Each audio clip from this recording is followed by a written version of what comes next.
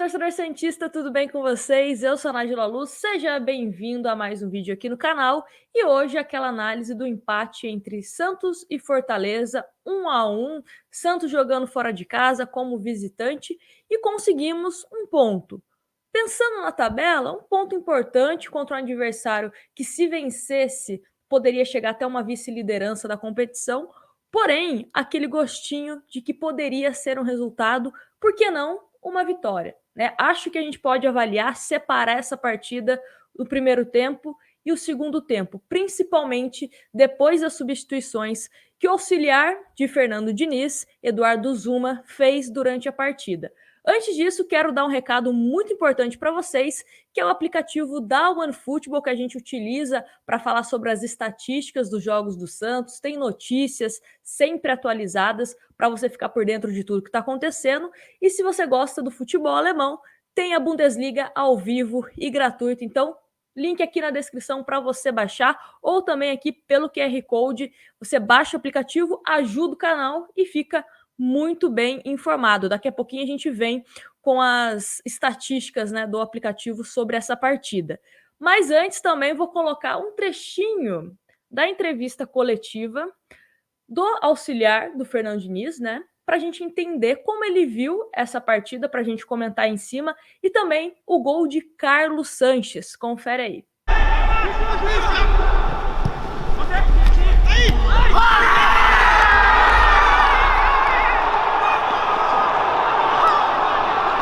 Extremamente. Eu acho que nós tivemos mais posse de bola no jogo todo. O primeiro tempo, mais finalizações no gol. No total, o número de finalizações no gol foi igual.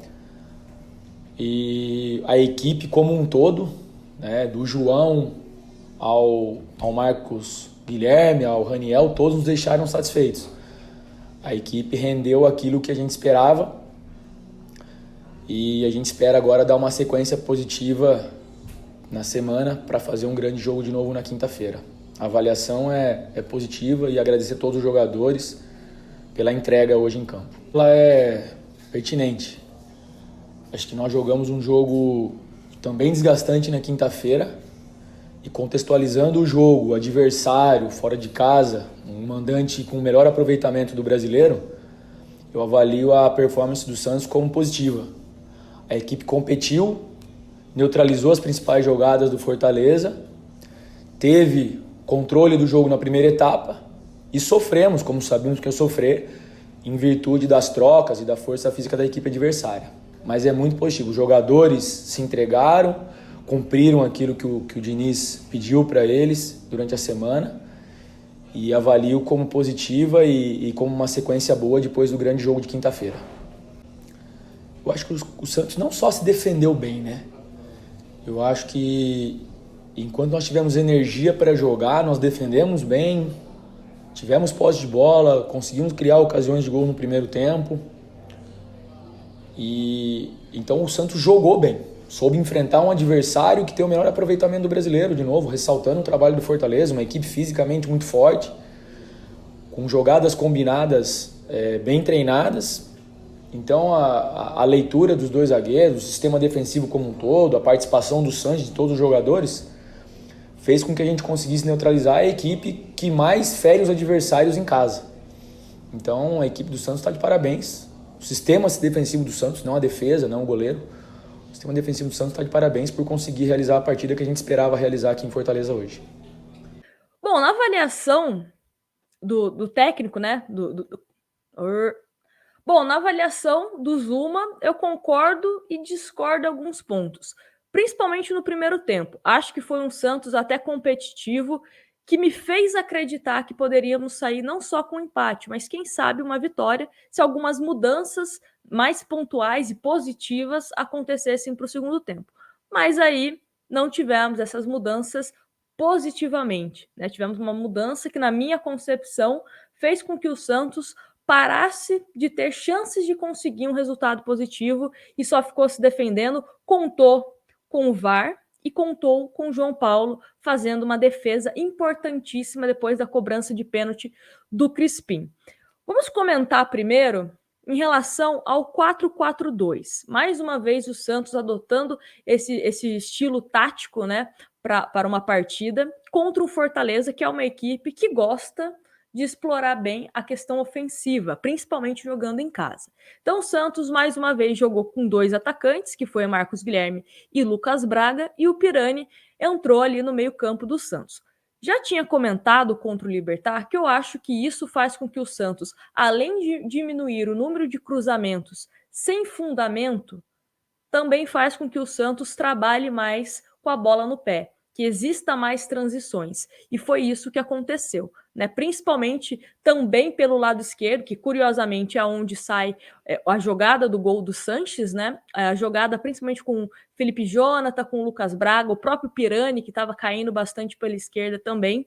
O Santos estava trabalhando bem nessa primeira etapa. Precisamos, em relação ao 4-4-2, arrumar o lado direito. Não sei se será arrumado, caso o Santos adote de fato esse 4-4-2, com um possível retorno do Marinho para os próximos jogos. Ainda não temos previsão de quando o Marinho volta. Mas acho que o lado direito do Santos precisa ser um pouco mais utilizado, tanto com o Madison, o próprio Sanches, né, que às vezes acaba caindo também pelo lado direito, mas talvez com o Marinho isso seja mudado, alterado. E outra coisa que a gente precisa falar aqui em relação ao Marcos Guilherme. Não fez uma grande partida hoje, mas eu coloco na conta o posicionamento, a forma como o Marcos Guilherme estava jogando. Ele praticamente era quem batia o tiro de meta do João Paulo.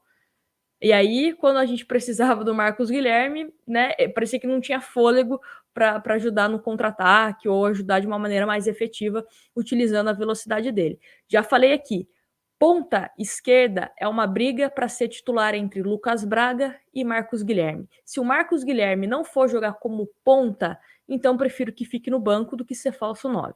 Né? Acho que prejudica não só o time, mas também o desempenho do jogador. E falando aqui em relação aos números, até para a gente colocar, né, em relação ao 4-4-2, o Santos teve mais posse de bola, 53%, teve 8 chutes, 2 em direção ao gol e 2 que foram defendidos pelo goleiro e 15 cruzamentos. Esse número de cruzamentos faz também essa ligação com o Santos jogar mais apostando nas transições, né, essas triangulações dos jogadores do Santos também. E não sei se a gente pode falar que foi um cruzamento, né? Porque meio que de uma certa forma o goleiro do Fortaleza acabou tirando o cruzamento do Pirani, mas no rebote acabou dando certo e o Sanches fez o gol. É isso, você cruzar com pelo menos alguém dentro da área. Várias vezes eu dou puxão de orelha aqui que Madison e também Felipe Jonathan cruza e nem sabe se tem alguém dentro da área para receber, né? Então acho que isso é uma coisa que a gente precisa melhorar, mas nesses 2 últimos jogos, principalmente com mais um homem no meio de campo, isso acabou reduzindo e os números mostram isso para a gente. Agora a gente analisando a questão defensiva do Santos. Não fomos bem. Não fomos bem e principalmente de forma individual. Eu sou uma pessoa que gosto bastante do Kaique, mas vocês sabem que quando tem que elogiar, a gente elogia, e quando tem que criticar, nós criticamos. Kaique, em alguns lances, deixou o Santos muito exposto. Até mesmo no lance que sai o gol do Fortaleza, só que a bola acabou batendo, né, na mão do atacante e acabou sendo anulado o gol. Mas, se não tivesse aquele toque, né, porque ele chuta a bola e a bola vai na barriga do jogador do Fortaleza, depois pega na mão, teria sido gol do Fortaleza. Então, de uma certa forma, isso acabou deixando o Santos exposto. Teve um outro lance também, que o Kaique, o João Paulo, não sei se faltou comunicação ou algo do tipo, o Felipe Jonathan também não estava por ali, o Santos quase tomou um gol sem o João Paulo no gol. Enfim, passamos alguns sustos defensivos. A questão do pênalti, né? Eu acho que não teve culpa do Raniel, mas está na regra. Infelizmente, a gente tem que aceitar. Né? Não concordo com essa questão de mão na bola, bola na mão. Acho que, como foi a questão tanto do gol do Fortaleza, o atacante do Fortaleza não teve a intenção de pôr a mão na bola, e também o Raniel, mas, né, como eu falei, está na regra. A gente, infelizmente, tem que aceitar. Mas voltando à questão defensiva, outro problema que nós temos que corrigir é a questão das bolas longas nas costas dos nossos defensores, tanto dos laterais como dos nossos volantes, dos nossos zagueiros, enfim.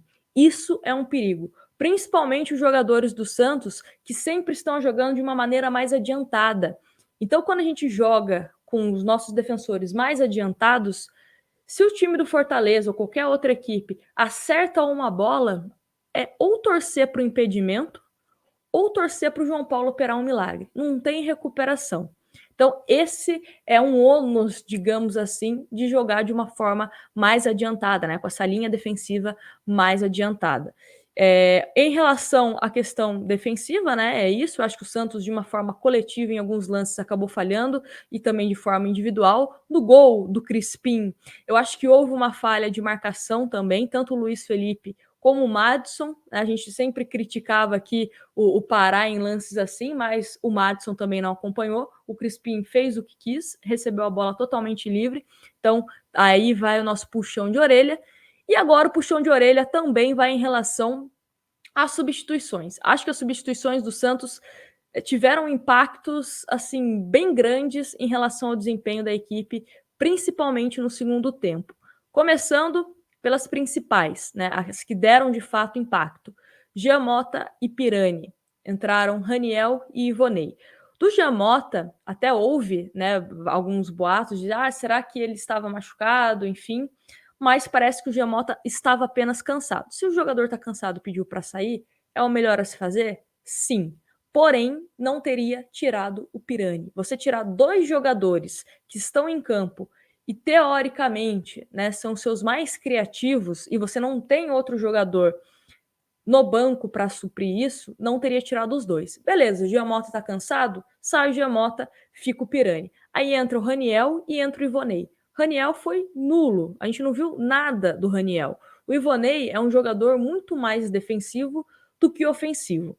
Aí depois tivemos a saída do Sanches para a entrada do Pará, e aí o Madison vira de fato um ponta. Tivemos também a entrada do Camacho e do Luiz Felipe, né?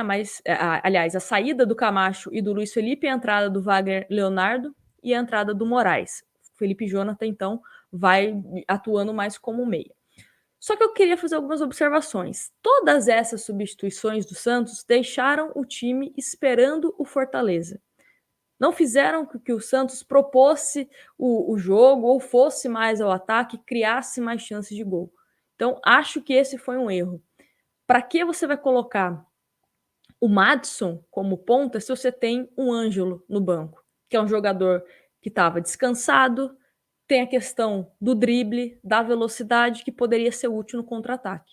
Se o Santos quisesse jogar de contra-ataque, beleza, mas coloca um jogador de fato que possa ser importante, uma carta na manga para você caso isso aconteça. Não colocar o Pará de lateral e o Madison de ponta. Quisesse colocar o Pará, beleza, mas pelo menos com o Ângelo de ponta. Acho que seria mais coerente e você não deixaria o time tão defensivo assim, porque o Madison também quase nem conseguiu ir até a linha de fundo. Então, essa vai uma crítica. Acho que as substituições, sim, foram fundamentais para que o Santos se acuasse e o Fortaleza, né, só não venceu por conta do VAR e por conta do João Paulo. Né? Outro lance do VAR, a gente já comentou aqui da bola que bateu na mão, né? Num lance que, inclusive, foi até uma certa forma uma falha do Kaique.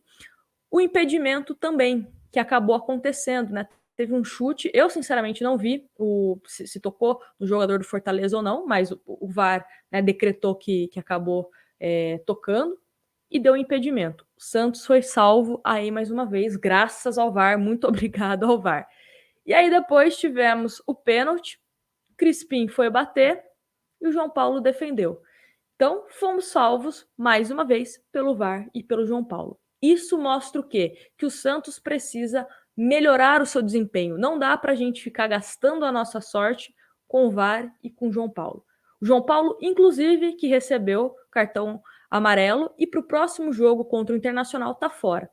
Se será o Paulo Mazzotti, se será o Diógenes, só o tempo vai nos dizer, né? Mas ele acabou tomando esse amarelo e é um desfalque importantíssimo. João Paulo que vem sendo um dos principais nomes do Santos nas últimas rodadas. Né? Não preciso dizer que, na minha opinião, um dos melhores jogadores, mais uma vez, dessa partida foi o João Paulo. O Sanches, acho que é um jogador que vem sendo bastante crucial para o time, vem criando algumas chances interessantes no meio, vem se movimentando, vem aparecendo como esse elemento surpresa. E, por incrível que pareça, acho que o Felipe Jonathan, no segundo tempo, tá? No segundo tempo, ele conseguiu se recuperar do primeiro tempo, que ele não foi tão bem. Mas pela recuperação do Felipe Jonathan, que ele foi importante em alguns momentos, acho que teve 2 participações que foram decisivas para que não acontecesse um gol do Fortaleza. Então, vou dar esse crédito pro Felipe Jonathan, que a gente às vezes vem pegando um pouquinho no pé do Felipe Jonathan, mas no segundo tempo, acho que de uma certa forma, né, o Santos estava passando algum sufoco, vou dar essa moralzinha pro Felipe Jonathan. Mas algumas coisas que a gente pode levar disso é o seguinte: 4-4-2 precisa ser aprimorado? Sim. Quero ver esse time principalmente com o Marinho. Talvez fique ainda mais forte, mas a gente precisa mudar algumas coisas. Principalmente, Marcos Guilherme não é falso 9.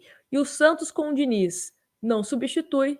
E hoje o Santos substituiu bastante, só que não substituiu bem. Então a gente precisa encontrar esse meio termo. O próximo jogo do Santos é na quinta-feira contra o Libertad. Temos uma pequena vantagem na Sul-Americana, mas dá para a gente vencer. Então vamos ver o que vai acontecer durante a semana. Você já sabe, a gente traz todas as novidades aqui. E é isso. Me conta nos comentários, na sua opinião, o que aconteceu para que o Santos não conseguisse essa vitória contra o Fortaleza, quais foram os destaques positivos e negativos. E não se esquece de se inscrever no canal caso você não seja inscrito e deixar o seu like. Um grande abraço para você e a gente se vê no próximo vídeo.